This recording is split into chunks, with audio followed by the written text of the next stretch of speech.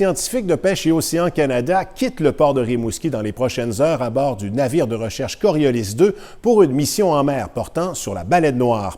Katia, on met tout en place pour tenter de protéger cette espèce en voie de disparition. Tout à fait, Martin. Alors, dans les prochaines heures, il y a une quinzaine de chercheurs ainsi que 14 membres d'équipage qui vont quitter à bord du Coriolis 2 pour une mission en mer de 28 jours, direction le golfe du Saint-Laurent. Le but de cette mission-là, c'est vraiment de s'approcher le plus près possible de la baleine noire pour tenter de comprendre son habitat, son comportement. On veut, si possible, faire des prélèvements, également apposer des ventouses munies de dispositifs de géolocalisation pour pouvoir suivre les baleines noires.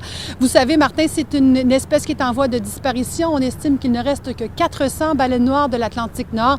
En 2017, on a retrouvé 15 carcasses de baleines noires et cette année, on est déjà rendu à 8 décès confirmés. Alors voici un chercheur de l'Institut Maurice-Lamontagne.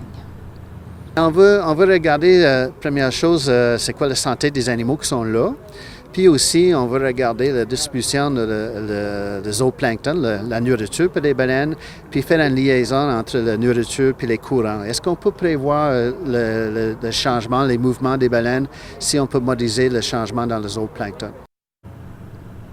Alors Martin, les chercheurs supposent que la baleine noire s'est retrouvée dans les eaux canadiennes à la recherche de nourriture parce que où elle est habituellement dans la saison estivale, elle n'en a pas retrouvé suffisamment dans les dernières années. Voici les précisions d'un océanographe à ce sujet. La baleine noire, elle passe son hiver dans le sud, dans les Carolines, dans les Antilles.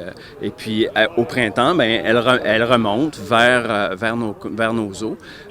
Traditionnellement, quand elles arrivaient dans la région du golfe du Maine, elles rencontraient une abondance de nourriture qui faisait leur affaire.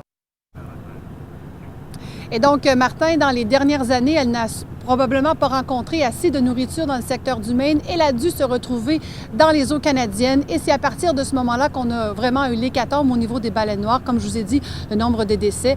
Alors, Martin, cette mission de 28 jours, les frais estimés là, pour la location du Coriolis 2 sont de 700 000 $. Alors, une mission, comme vous l'avez dit, tout est mis en place là, pour tenter de protéger cette espèce en voie de disparition. Donc, les scientifiques larguent les amarres très tôt demain matin. Merci beaucoup, Katia. Tout à fait.